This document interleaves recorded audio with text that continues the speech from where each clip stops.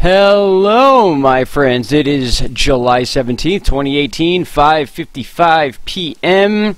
Alright, we're going to take another trip to a place outside of the U.S., and that is going to be a place called INNAARSUIT, Greenland. And the reason we are talking about this area is because they are in a pretty dire situation right now, and this is involving in IceBerg. Now, this area of INNAARSUIT is, I believe, how it's pronounced. I even looked it up. I listened to a Polish pronunciation, all different types of pronunciations, and that was the average one. So bear with me. We are in Iceland.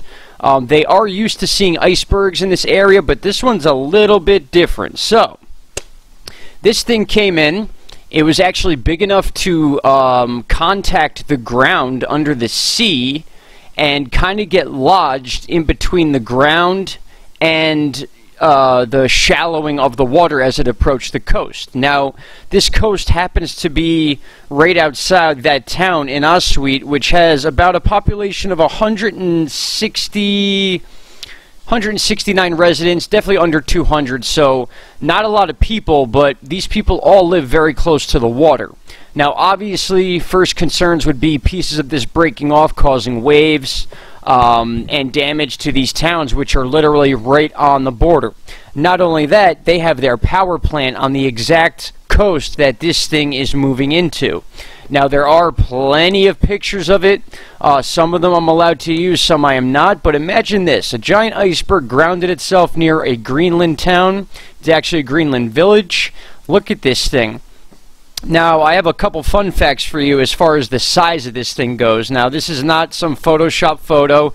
These are actual houses and little bungalows and whatnot. This is a small village, under 200 population, right at the seabed. So, imagine watching this thing moving closer and closer to your home, and really nothing you can do about it. Now, you would think with today's technology and, you know, maybe we went to the moon, or, you know, we've done some pretty incredible feats in human history, that there's not something we can do to maybe help avoid a dire situation or a tsunami, which any chunk of this, like this crack, for example, right here, that is not a good sight to see. That could mean if this thing breaks down this way, this entire piece could fall right here, causing a wave that would completely topple this entire area. So, with that said, let's do some fun facts here, because just to give you a comparison about how big this thing actually is, well, not exactly, we're about 5 days past the 1-year anniversary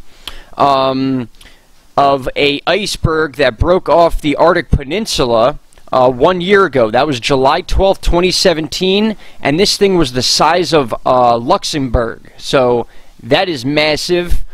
Just very interesting that it is 1 year, almost to the day, that we are now dealing with this situation where this area has been getting rain. And what the issue is that with this thing getting hit by rain, it weakens the iceberg. Water hitting ice weakens ice.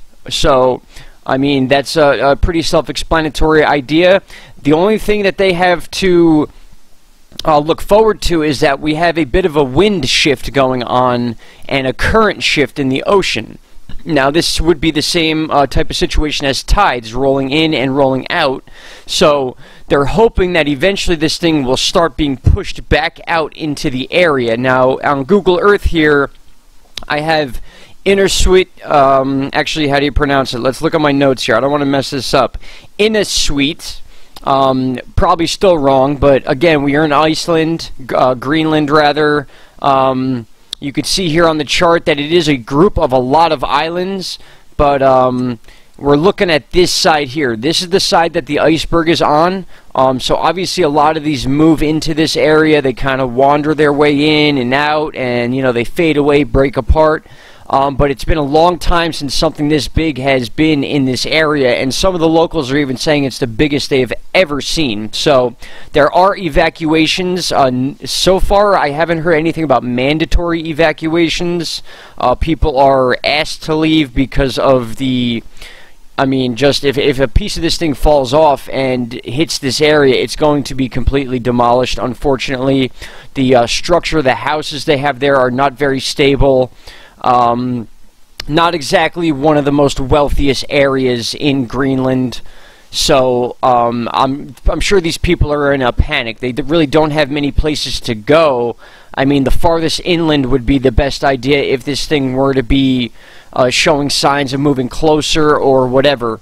Now, also, the fact that it is pinned against the bottom of the seafloor is an issue, because that you have two pulling situations going on. You have the ground or underswells that are pulling the iceberg back out to sea, but then you have wind and rain that may be pushing it in, and that could cause force and friction, and that could also lead to breakages on this iceberg. And by the looks of the notes I have here in the articles I've been reading, they're actually expecting this thing to break apart. So hopefully that does not happen. This has been out in the news for a few days. I'm just getting around to it now. But you can see how this area of the country is a lot of spotty islands, a lot of icebergs, very cold water. So it's not uncommon for these icebergs to be in the area. The uncommon part is the sheer size of this thing. So apparently the stats go, it's 650 feet wide, 300 feet high above sea level. So that is not counting how far under the water it goes. This is measurements from sea level straight up.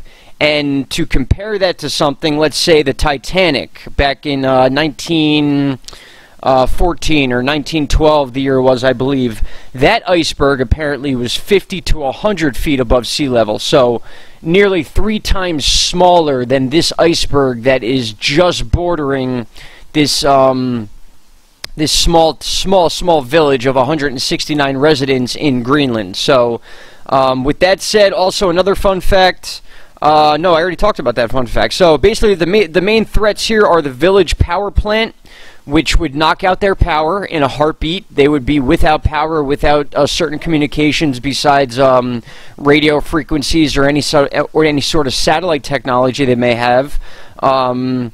It's 600 miles north of the Greenland capital, which means that most of their resources and command center would be out of there to issue whether a National Guard type deal would have to happen or anything like that. So long story short, these people are kind of just stuck here waiting for almost the inevitable to happen, and that's a pretty scary situation.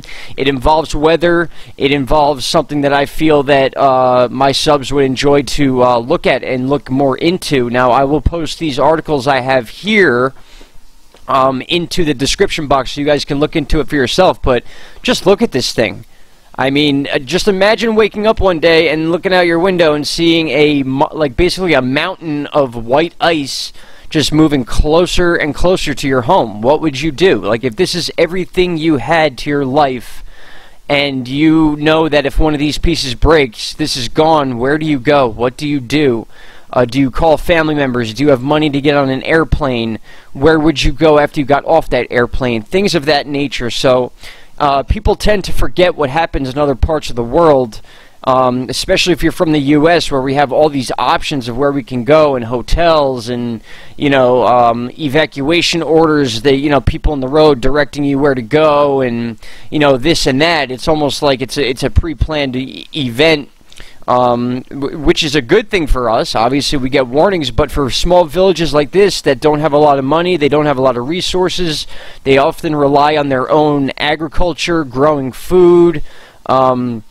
I bet shopping for food or shopping for simple clothing, warm clothing, is an issue. So just to have these people at this risk is very unfortunate. So I just wanted to bring this to your attention.